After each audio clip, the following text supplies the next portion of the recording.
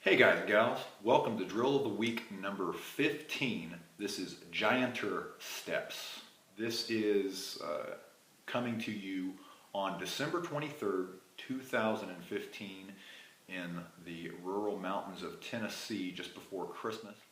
I've been dogged by an upper respiratory thing for the last couple of weeks, and my airstream's a little shaky, so bear with me.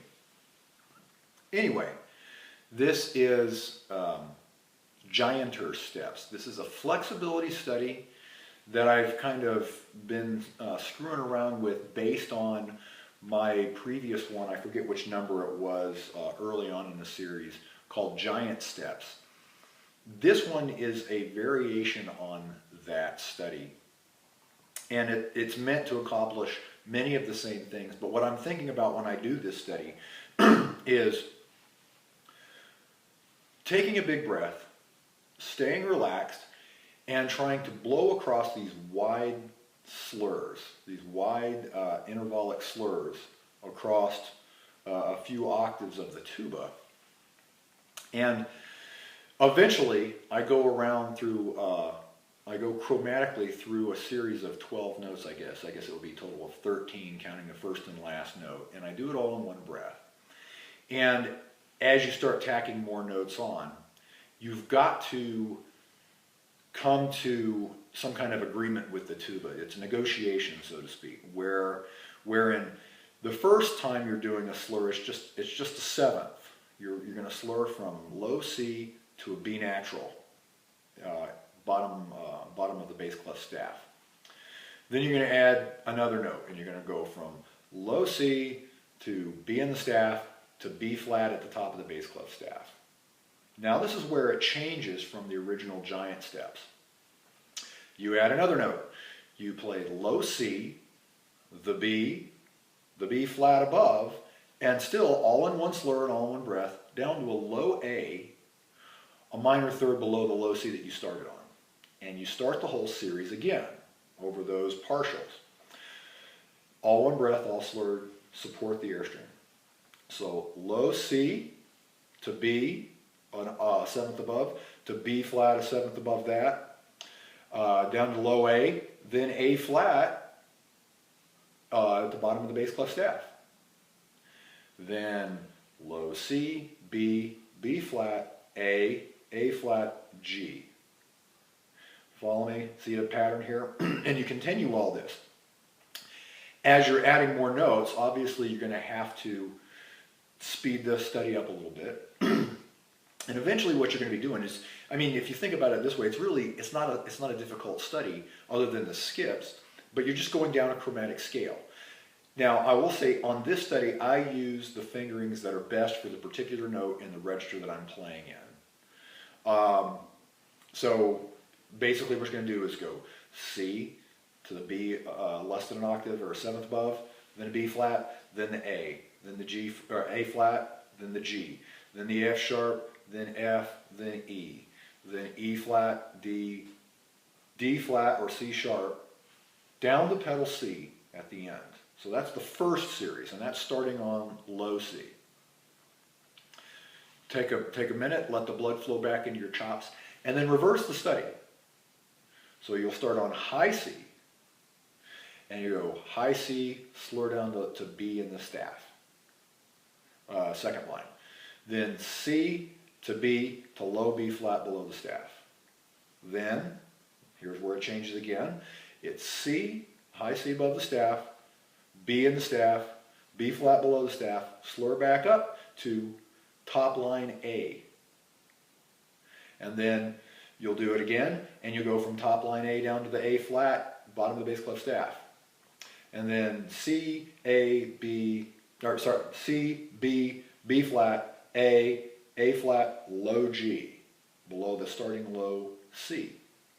And you'll do that chromatically until you've gone all the way through to D flat, which will be the low D flat just above pedal C. And then the final iteration is all of that down to the low D flat, and your last slurred note is going to be back up to the high C that you started on the second string of studies, so to speak. So Again, I also use, I use all the best fingerings for the particular note in the register that I'm in. You have to speed it up as you start adding extra notes. You're looking to keep a steady, consistent airstream to blow across those wide skips and do it all in one breath. And I've already recorded the two studies, so I know that. I'm just, disclaimer now, my last one, I had a little bit of a fudge on one of the slurs, and so I redid it. But it's ultimately, it goes C, B, B flat, A flat, G, F sharp, F, E, E flat, D, low D flat, slur all the way back up to the high C again. Again, all in one breath. Now, a couple of things to keep in mind while you're doing this.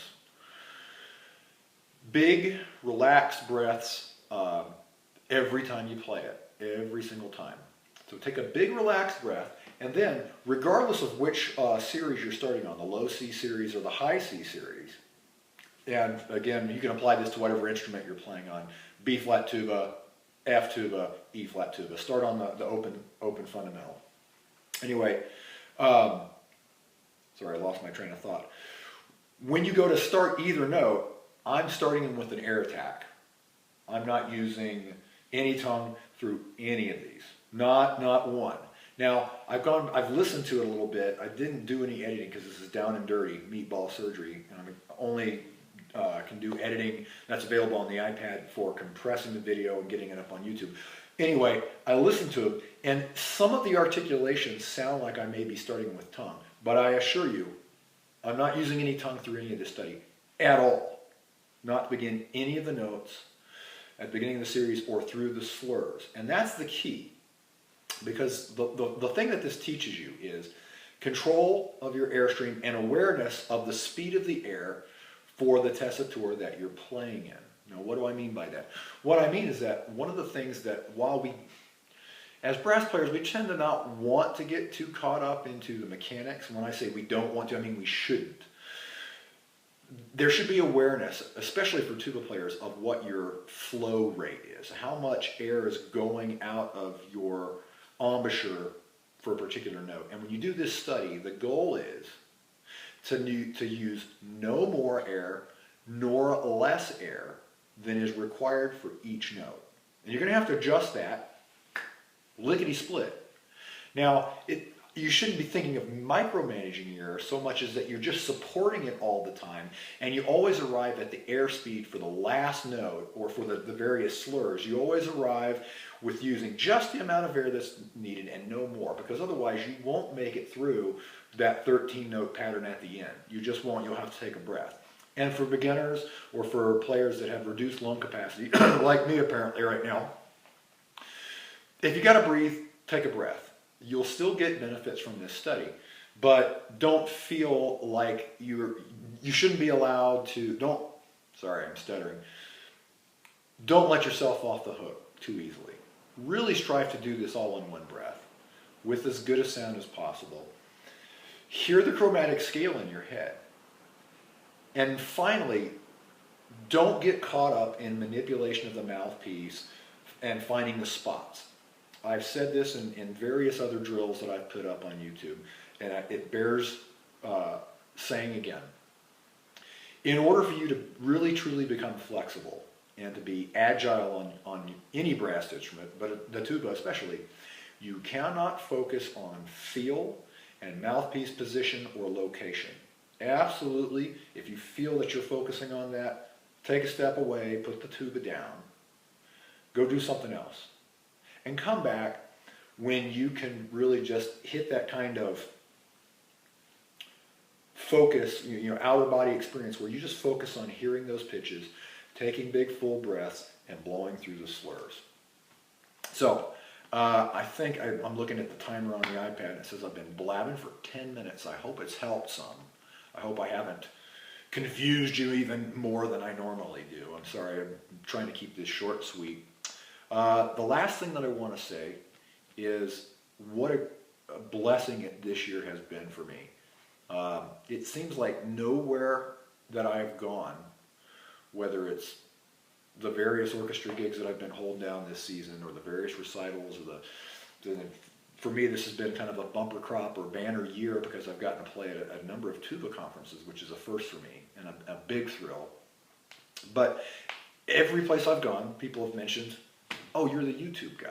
You're the one that's doing these drills. And I keep getting people asking for them all the time.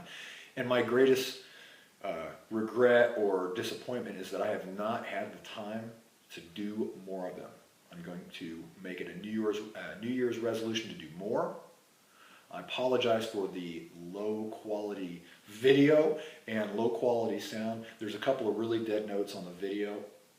They're not dead in here, I'll tell you that for sure, but the microphone and the weird acoustics in this cabin make it a little bit problematic, so sorry again, making excuses.